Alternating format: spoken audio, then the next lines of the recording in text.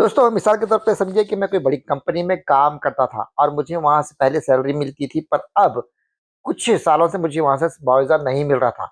और यहाँ तक ये हो गया था कि मैं अपना घर का रेंट भी नहीं दे पा रहा था, मुझे रहने की भी काफी तकलीफ हो रही थी मिसाल के तौर पर।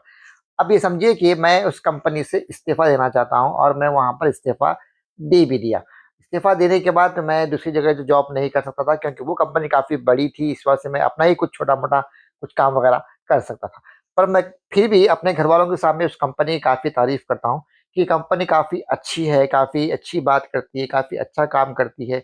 मेरे दोस्तों में वो कहता हूँ, कि मेरे रिश्तेदारों में वो कहता हूँ, कि मेरे घर वालों के सामने, मेरी बीवी और बच्चों के सामने कहता हूँ कि ये कंपनी काफी अच्छी है और काफी अच्छी बात करती है, काफी अच्छे कामकाज करती है।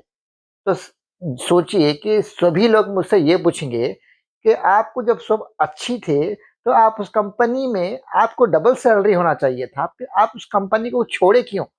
सब तो मुझको यही पूछेंगे ना कि आप उस कंपनी के सबसे बड़े लीडर माने जाते थे, पर जो सबसे बड़े आवाज थे आप वहां के, फिर भी आपको वहां से निकलना पड़ा। इसलिए कि आप वहां अपना घर का रेंट भी नहीं भर सक रहे थे। अपने अपने दिल की बात है और अपने अपने तरीके की बात है, तो जो जो जो जहाँ चाहता है वहां पर सेट हो सकता है। तो ये शहजाद पूनावाला की कहानी भी कुछ इसी तरह से, अगर वो पार्टी से निकल गए तो अब वो कोई पार्टी में तो मिल ही नहीं सकते, क्योंकि अगर दूसरी पार्टी में वो मिलते हैं, अगर तो बीजेपी के खिलाफ उनको बोलना पड़ेगा। तो वो शहजाद पूनावाला तो बीजेपी के काफी अच्छे स्पोक पर्सन रह चुके हैं, तो ये दूसरी बात तो कहेंगे नहीं वहां पर कि वो अब किसी भी पार्टी में नहीं मिलेंगे और सिर्फ बीजेपी के लिए ही, बाहर से ही वो अपना फिल्टर उतार चुके हैं। उन्होंने कहा है कि वो अपना फिल्टर उतार चुके हैं, आप वो सिर्फ बीजेपी के लिए ही बात करेंगे। और एक छोटा सा वीडियो शहजाद पूनावाला का, जो राहुल गांधी को उन्होंने पप्पू कहा था, वो हम आपको जरूर दिखाते हैं। चैनल पर नए हैं तो लाइक सब्सक्राइब जरूर कर दीजिए। मुझे पता है काफ़ी लेट है, पर यह शेयर करना बहुत ज़रूरी था। कांग्रेस को लगा कि शहजाद ने बीजेपी छोड़ दी है, तो अब ये लड़का बीजेपी के खिलाफ जमकर बोलेगा और मोदी जी की बुराई भी करेगा। तो कांग्रेस वालों ने मुझे रीच आउट भी किया, उनके इकोसिस्टम के लोगों ने, सॉलिडारिटी मैसेजेस, भाई आपके साथ ये हो गया, बहुत गलत हुआ। पर बीजेपी हमेशा ऐसे ही करती है मुसलमानों के साथ। मैंने सबकी बात सुनी और उसके बाद मैंने कहा कि ऐसा है, BJP is a great party, Modi ji is a great leader, Modi ji का मैं लाइफ लॉन्ग सपोर्टर, और बीजेपी जैसी कोई पार्टी है ही नहीं।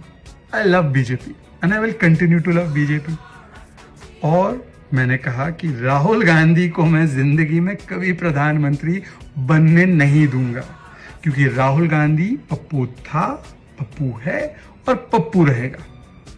कांग्रेस का इकोसिस्टम, उसमें मेल्टडाउन शुरू हो गया। उन्होंने माथा पकड़ लिया, उनको लगा कि भाई जिसके कंधे का इस्तेमाल करके हम मोदी जी पर और बीजेपी पर अनेकों आरोप मढ़ने वाले थे, कहने वाले थे कि देखो मुसलमान के साथ क्या किया गया, वो सब कुछ फ्लैट हो गया। और अब कांग्रेस का इकोसिस्टम इतना हड़बड़ाया हुआ है कि शातिरता देखो कि कुछ राइट विंग हैंडल्स और राइट विंग जर्नलिस्ट को मोटिवेट करके, आप समझ गए ना मोटिवेशन क्या होता है, मोटिवेट करके मेरे खिलाफ बयान दिलवा रहे हैं। पहले तो मुझे उनके बयानों से कोई ज़्यादा फ़र्क पड़ता नहीं है, क्योंकि जितना वो बयान देते हैं उनकी क्रेडिबिलिटी ज़ीरो है, और उसके बाद उनके बयानों से उनकी क्रेडिबिलिटी और नीचे जा रही है। उनका नाम तक लोग नहीं जानते। उन पत्रकारों के बारे में लोग खोजने पर भी कुछ निकाल नहीं पा रहे कि ये पत्रकार थे भी किस समूह के साथ थे। और तो और उन पत्रकारों का नाम लेना भी उनके लिए मुश्किल है। परंतु ये 2-4 पत्रकारों को और हैंडल्स को सुपारी दे रखी है मेरे खिलाफ। गजब की बात तो ये है कि जिस पत्रकार को इन्होंने सुपारी दी, उसी पत्रकार के चैनल ने मेरे ही सपोर्ट में 5-5 स्टोरी अपने इंस्टाग्राम के पेजेस पे डाल दिए। एक तरफ वो पत्रकार एजेंडा लेकर बैठा है और दूसरी तरफ उसी का चैनल जो मुझे प्रमोट करे जा रहा है। क्या कहे कांग्रेस इकोसिस्टम वाले।